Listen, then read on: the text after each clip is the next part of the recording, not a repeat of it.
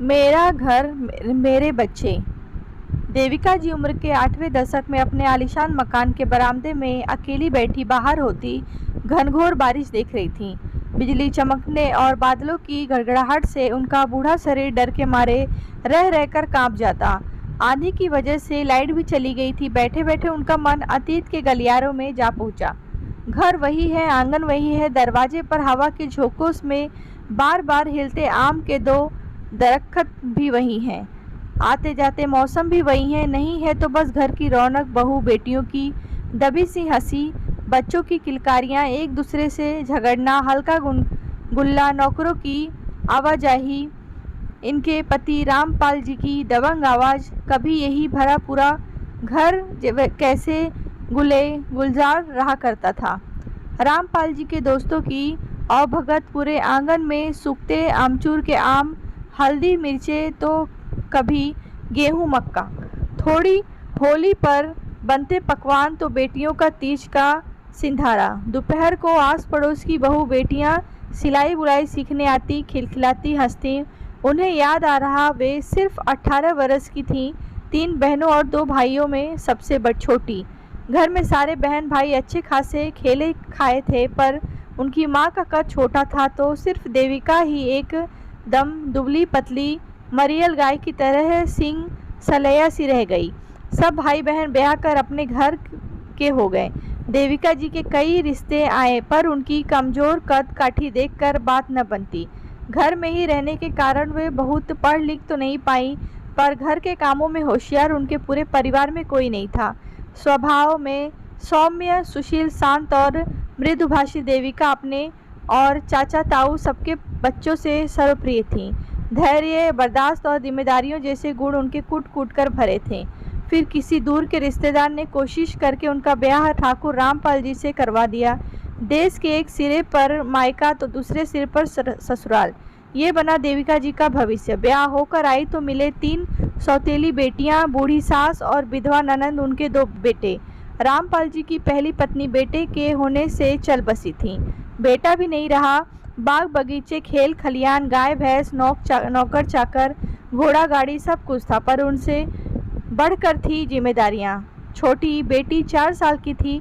रामपाल जी के बाकी भाई कोई काम नहीं करते थे, इसीलिए दादी उनके बच्चों को भी एक एक करके ले आई और बच्चों के साथ वे पढ़ लिख गए। तीनों बेटियों ने नई माँ को और देविका जी ने भी बेटियों को खुले मन से स्वीकार किया।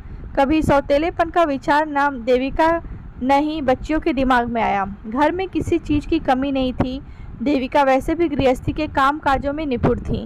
सुबह से शाम तक नौकरों से काम कराना, सबका ख्याल रखने में व्यस्त रहती। अंतराल में देविका भी 2 बेटों और 2 बेटियों की माँ बन गई। पैसा रुपया, धन दौलत के साथ अपने परायों की जिम्मेदारियों के बोझ तले दबती चली गईं। मायका इतनी दूर कि न कोई आसानी से आता न वे ही जा पाती। बड़ी मुश्किल से एक बार पिता के मरने पे ही जा पाई। ना अपने मन का खाया, न पहना, न पति के साथ कहीं घूमी, न फिरी। उनकी दुनिया तो जैसे चूल्हे चौके, बच्चे पैदा करने और सबका ध्यान रखने में बीतती चली गई। पहले बच्चों की पढ़ाई, फिर ब्याह, फिर उनके बच्चे। इतने बड़े परिवार को संभालना, उस पर चेहरे पर सिकन भी नहीं। घर और परिवार, इसी में सिमट कर रह गई देविका की दुनिया। ऐसी थी देविका, देवी समान। जेवर कपड़ा सब था, पर गाहे बगाहे किसी पड़ोसी के ब्याह शादी में ही निकलता। देविका को रामपाल जी का आखिरी वक्त आया। उन्होंने सारी उम्र तो चैन से 2 घड़ी पास न बैठाया था, पर उस दिन देविका से माफ़ी मांगते हुए कहा, जीते जी मैं तुम्हारा कोई ख्याल न रख पाया। बहुत नाइंसाफ़ी हुई तुम्हारे साथ। मैंने अपनी सारी जायदाद तुम्हारे और दोनों बेटों के नाम कर दी है। बेटियों के ब्याह खूब अच्छी तरह अच्छे घरों में कर दिए हैं। तुम्हें किसी चीज़ की कमी नहीं होगी। रामपाल जी के मरने के बाद दोनों बेटों ने घर के और ज़मीन के 3 हिस्से कर दिए। कुछ दिन ठीक चला। बेटियां आती तो देविका उनको अपने हिसाब से लेती देती। बाद में बेटों ने सोचा, माँ को इतने बड़े हिस्से की क्या ज़रूरत रही। किचन की तो एक वक्त इधर खा लेगी, एक वक्त उधर, उनका खाना ही कितना है। बेटों के बहकावे में आकर देविका ने अपना हिस्सा भी दोनों को आधा आधा दे दिया। इतने बड़े घर जिसको उन्होंने अपने जी जान से संभाल रखा था, उसी घर में उन्हें एक कमरे और बाथरूम में समेट दिया। अब वे एक एक चीज़ के लिए बहुओं की मोहताज हो गईं। खाना पीना रहना सब बहुओं के हिसाब से होने लगा, उनकी पसंद उनके टाइम पर। बड़े बेटे ने यह कहकर उनके बैंक का अकाउंट में अपना नाम डलवा दिया कि आप कभी बैंक गई नहीं, आपको क्या पता, फिर आपको पैसे की ज़रूरत भी क्या, खाना पीना कपड़े तो हम दिला ही रहे हैं। कुछ दिन बाद एक बेटा अपने परिवार को लेकर छुट्टियां बिताने यूरोप जा रहा था और दूसरा अपने ससुराल की शादी में जाने वाला था। देविका ने सोचा वह बड़ी बेटी को बुला लेंगी, कुछ दिन रह जाएगी। बेटों को पता चला तो तमक कर बोले, ये रोज रोज का जीजी लोगों का यहाँ आने का क्या मतलब, आप किचन गंदा करके रख देती हैं। फिर उनके जाने के वक्त शगुन के नाम पर पैसा लुटाने का कोई तुक नहीं।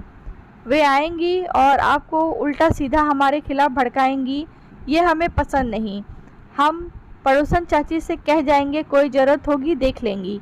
वैसे भी तो आप हमेशा घर के अंदर ही रही हैं, वैसे ही रह जाइए। हाँ, आपके लिए दोनों वक्त के लिए टिफ़िन लगा दिया है। देविका धक्क से रह गई। अपना सब कुछ होते हुए भी अपना घर आंगन जीते जी क्यों पुत्र मोह में पड़कर बेटों को दे दिया। अपने पैर पर खुद ही कुल्हाड़ी मार ली। आज भरा पूरा घर होते हुए भी वे आंखों से आंसू भर अपने सूने आंगन को देख रही थी, जहाँ ऐसी ही बरसात में दोनों भाई भीगते और देविका को भी खींचकर अपने साथ भिगोते। एक गहरी सांस लेकर देविका के मुंह से निकला, जाने कहाँ गए वो दिन। भीगी आंखें पोंछती वे सोचने लगी, अब तो न घर मेरा न बच्चे मेरे। कहानी आपको कैसी लगी है कमेंट बॉक्स में बताएं। कहानी अच्छी लगी हो तो लाइक करें, शेयर करें।